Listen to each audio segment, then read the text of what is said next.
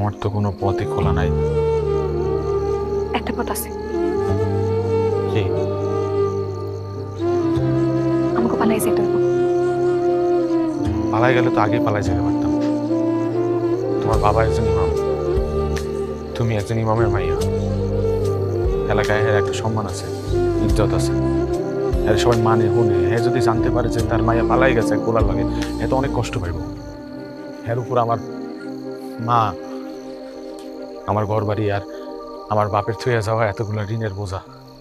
একটা রাত তো আমি ঘুমাইতে পারি না ঠিক মতো। আমার তো কোনো পথই খোলা নাই। একটা পথ আছে। কি? আমাকে পালাই যেতে হইব। পালাই গেলে তো আগেই পালাই যেতে পারতাম।